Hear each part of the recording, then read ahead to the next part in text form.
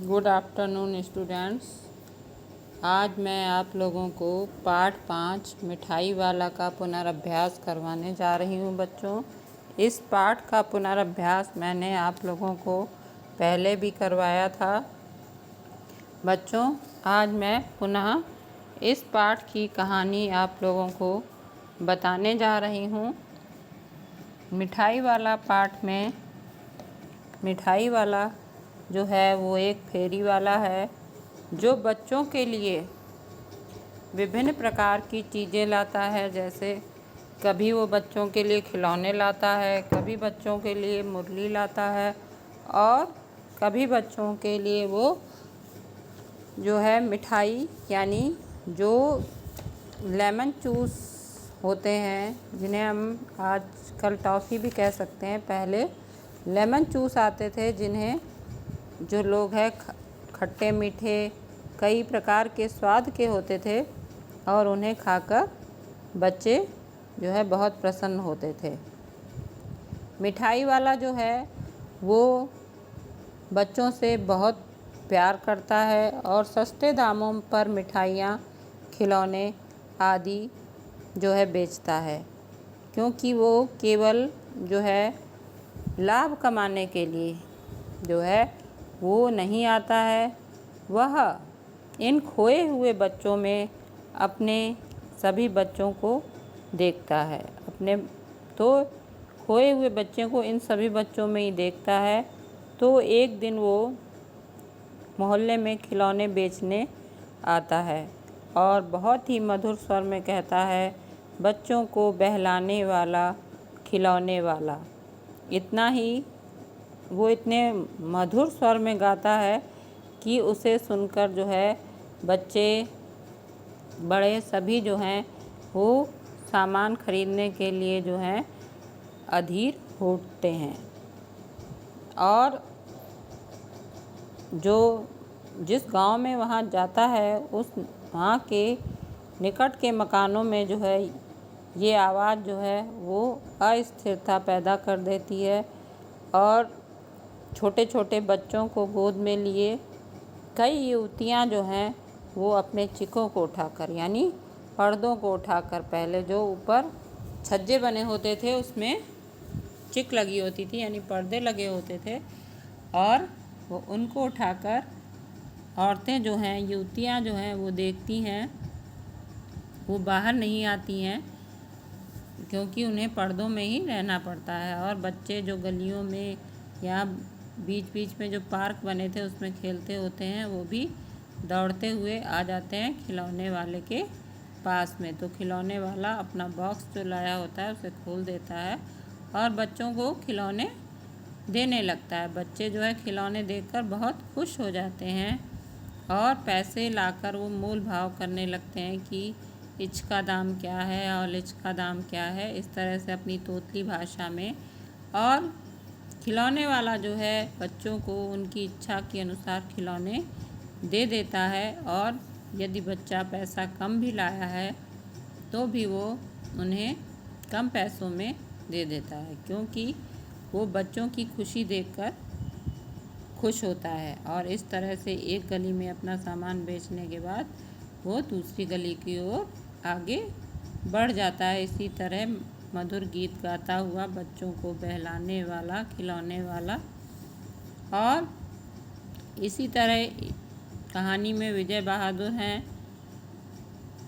और उनके बच्चे भी खिलौने लेकर घर आते हैं और उनका नाम चुन्नू मुन्नू है। वो खिलौने ले आए तो उसमें से चुन्नू जो है वो बोलता है कि मेरा खिलौना जो है वो कैसा सुंदर है, यानी कितना सुंदर है।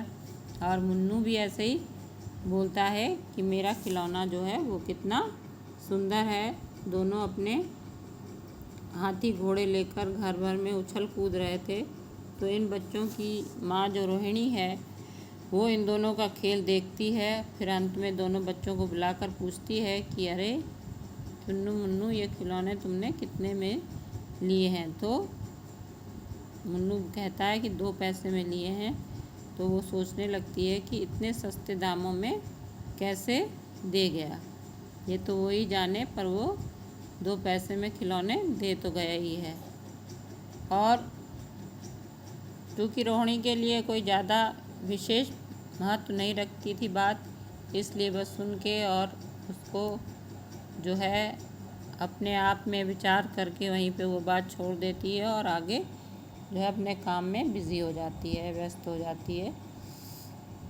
ऐसे ही खिलौने वाले को बेचने के बाद 6 महीने बीत जाते हैं, फिर वो मुरली बेचने के लिए आता है और इसी तरह वो मधुर स्वर में गाता है कि बच्चों को बहलाने वाला मुरली वाला। और जब उसकी मुरली की आवाज़ जो है सब लोग सुनते हैं तो पूरे जो है नगर में ये 2-4 दिनों में बात फैल जाती है कि मुरली वाला जो है वो मुरली बेचने आया है, बहुत ही सुंदर मुरली बजाता है, मुरली बजाने में भी उस्ताद है और मुरली जो है केवल 2 पैसे में देता है। और लोग सोचने लगते हैं कि 2 पैसे में क्या होता होगा, उसे इसका मेहनत भी तो नहीं मिलती होगी। और फिर रोहिणी के कहने पर उसके पति विजय बहादुर जी भी जो हैं वो मुरली ख़रीदने के लिए जाते हैं और उससे पूछते हैं कि ये मुरली जो है तुमने कितने में दी है। तो उसी समय बच्चे भी उसे घेर लेते हैं। मुरली वाला जो है वो बच्चों की आवाज़ सुनकर कहता है, भैया सबको देंगे, जिसको जो चाहिए मैं सबको मुरली दूंगा, एक नहीं पूरी 57 लाया हूँ। और जब विजय बहादुर की बात के लिए फिर उनकी ओर मुखातिब होते हैं, फिर कहते हैं कि ये वैसे तो 3 पैसे में है पर मैं आपको 2 पैसे में ही दे दूंगा। विजय बाबू जो कि एक ग्राहक हैं, ग्राहक को हमेशा ही लगता है कि दुकानदार जो है उसे ठग रहा है, इसलिए वो कहते हैं कि सबको इसी पैसे में देते होगे, लेकिन झूठ बोलकर जो है तुम मेरे ऊपर इस बात का एहसान लाद रहे हो कि ये मुरली जो है ये 3 पैसे में है। तो मुरली वाला एकदम से जो है वो निराश हो जाता है। वो बोलता है कि बाबूजी आपको नहीं पता है कि इसकी असली कीमत क्या है। दुकानदार चाहे कितनी भी हानि उठाकर ग्राहकों को सामान बेच दे, लेकिन ग्राहकों का ये नियम होता है कि वो उन्हें लगता है कि दुकानदार जो है उन्हें लूट रहा है। और आप काहे के लिए विश्वास करेंगे, वैसे इसका असली दाम 2 ही पैसा है, लेकिन आप कहीं भी ये 2 पैसे में ये मुरली नहीं पा सकते हैं। मैंने तो पूरी 1000 जो है वो बनवाई थी, तभी मुझे ये मुरली जो है वो 2 पैसे में पड़ी। और विजय बाबू जब कहते हैं कि मुझे ज़्यादा वक्त नहीं है, आप जल्दी से 2 दे दीजिए, और फिर वो 2 मुरलियाँ लेकर विजय बाबू फिर मकान के भीतर पहुंच जाते हैं। और मुरली वाला जो है बच्चों को झुंड में बहुत देर तक मुरलियाँ देता है। बच्चे जो भी रंग पसंद करते हैं, जैसे कोई कहता है लाल दो तो उसको लाल देते हैं, कोई कहता है नीली दो तो उसे नीली देते हैं। तो इस तरह से जो है वो बच्चों की पसंद के अनुसार प्रत्येक को मुरली निकाल कर देते हैं। और इस तरह से बच्चे अपने अपने पसंद की रंग की मुरली लेकर जो है उसे पैसे देकर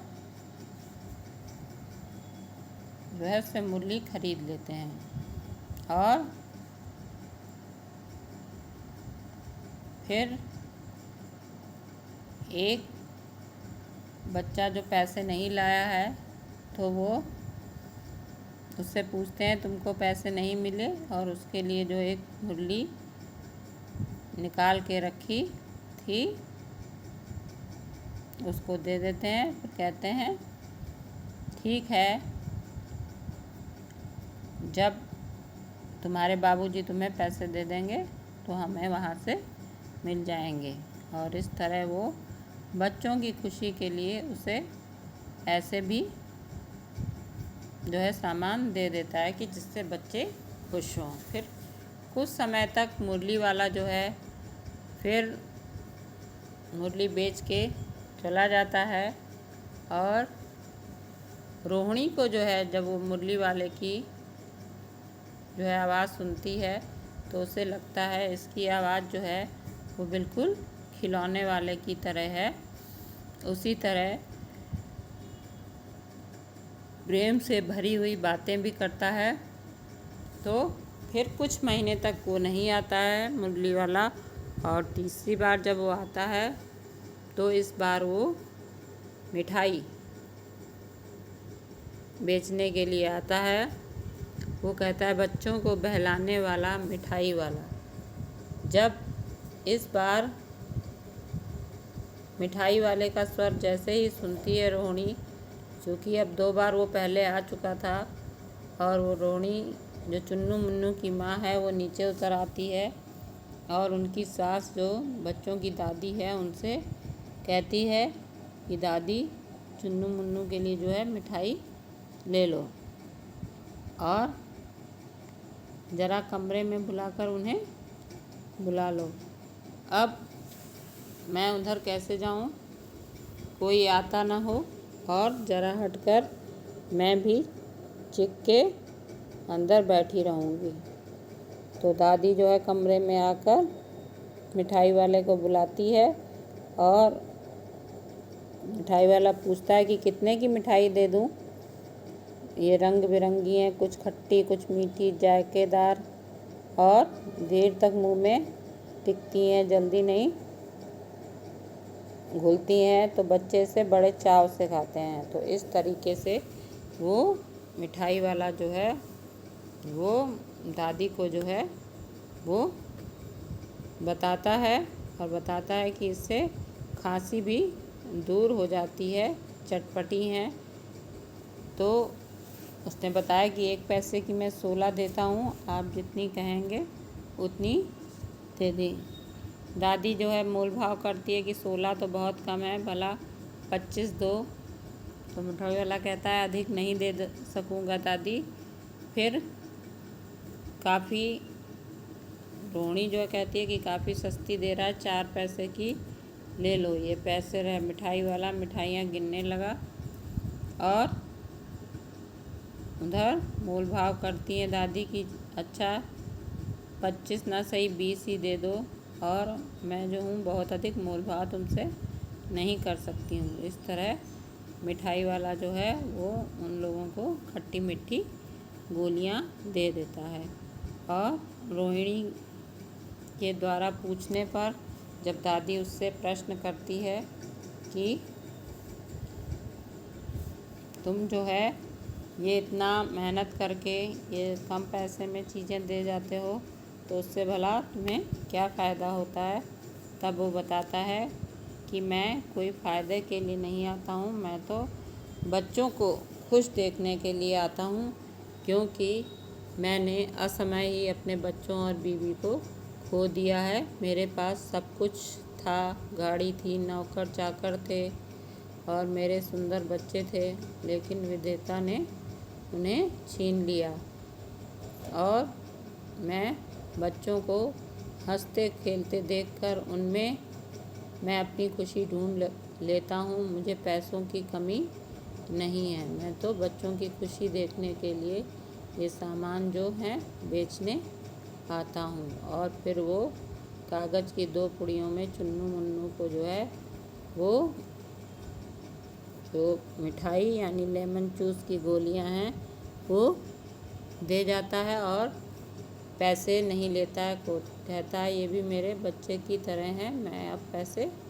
नहीं लूँगा। वो लोग कई बार कहती हैं कि पैसे तो ले जाओ, लेकिन तब तक मिठाई वाला जो है आगे बढ़ जाता है और अपने मादक मधुर स्वर में वही गाता है, बच्चों को बहलाने वाला मिठाई वाला।